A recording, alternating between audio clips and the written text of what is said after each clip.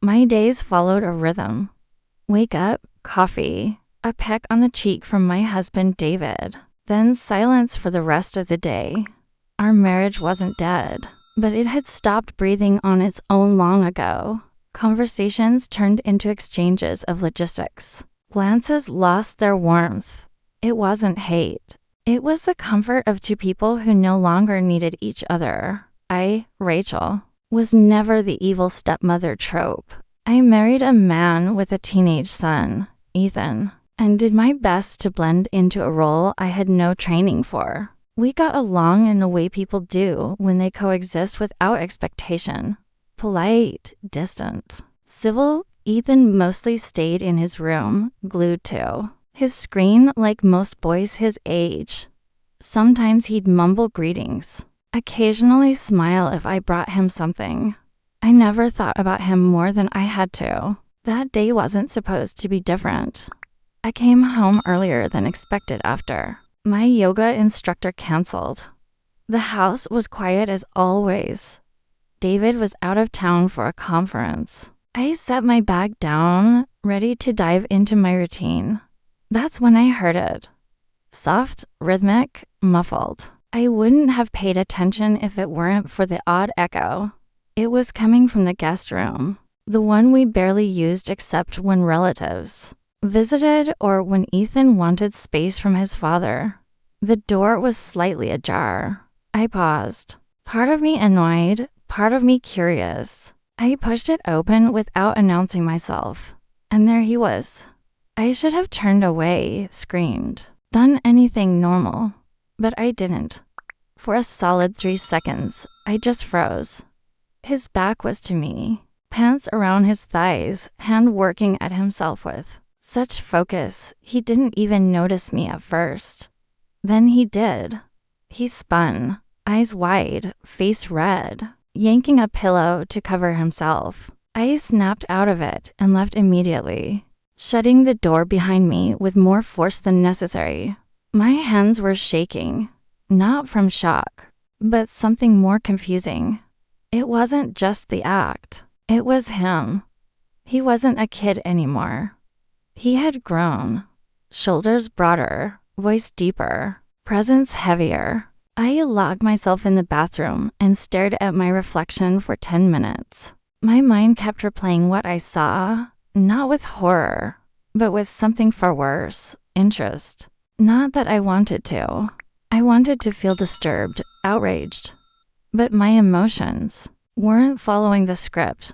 I was ashamed, not of what he did, but of what stirred inside me. That moment had cracked something in me, something I'd buried under years of numb routine. It wasn't love. It wasn't lust either, at least not in any clean sense. It was the feeling of being alive again, of seeing something raw, unfiltered. I told myself it would fade, that I'd forget by tomorrow. I was wrong. It had only just begun. I tried to shake it off, convince myself it was a one-time thought brought on by shock. But that image, Ethan's startled expression, the way he scrambled to cover himself, kept playing in my head, not in horror, in curiosity. I avoided him the next few days, made excuses not to be in the same room. Still, I could feel him in the house, moving around with a kind of silence that only made me more aware of him. The next few days, every sound from his room triggered a response in me. I started listening for him unintentionally. I hated it. I hated myself for it. I began noticing things I never paid attention to. The smell of his body spray that lingered after he left the bathroom. The subtle change in how he dressed, more confident, more man than boy. His voice had depth now, and his mannerisms had lost that awkwardness teenage boys carry. He didn't look at me the same way either. There was something different in his eyes, something unsure, searching. Maybe it was guilt. Maybe it was awareness. But it was there, and I couldn't ignore it. Neither could I pretend I didn't like it. One night while doing laundry, I found a towel buried under Ethan's clothes. It was stiff and crusted. I didn't need to investigate. My stomach clenched, not because I was disgusted, but because it pulled me deeper into that place I didn't want to go. It made things real. He was fantasizing again. The thought of who or what he was imagining took root. Was it someone online? A girl from school? Or worse, was it me? I stood in the laundry room longer than necessary, holding that towel like it held an answer. Part of me wanted to believe this was just teenage behavior, nothing more. But I couldn't lie to myself anymore. I had been thinking about him, not as a child, not even as David's son, but as a man. That terrified me. It wasn't supposed to be this way. I wasn't supposed to feel this kind of heat again, not in this context. It had been so long since I'd felt anything at all. David's touch had become mechanical. We hadn't made love in months. He was always tired, always preoccupied. I had resigned myself to a quiet, dried-up version of womanhood, but now that old hunger had started to wake up. I didn't recognize it at first. Felt wrong, dirty. Yet, it was more honest than anything I'd felt in years. And I hated how quickly it replaced the guilt. I didn't know if Ethan was feeling the same way, but I needed to know, not just for closure or clarity, but because part of me wanted to cross the line. Even thinking it made me sick.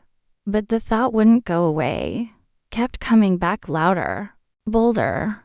I knew what I wanted, even if I didn't know what I'd do with it. So I decided to talk to him, not to scold, not to discipline, but to understand. And maybe in some twisted way to see if he was thinking about me, too. I waited until the house was quiet and the distance between us had grown too tight to ignore. When I walked into his room, when I walked into Ethan's room, I didn't know what I was going to say. I had rehearsed it 100 times, something mature, responsible, adult. But when he looked up at me, wide-eyed and cautious, everything I prepared dissolved. I told him we needed to talk. His expression shifted instantly, panic mixed with anticipation. I sat down beside him and said it was okay, that I wasn't angry. He looked down, embarrassed, and mumbled an apology I barely heard. I told him I understood that what he did was normal for his age. My voice stayed steady, but something under it trembled.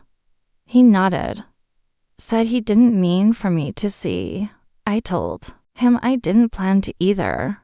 We both laughed, nervous and short.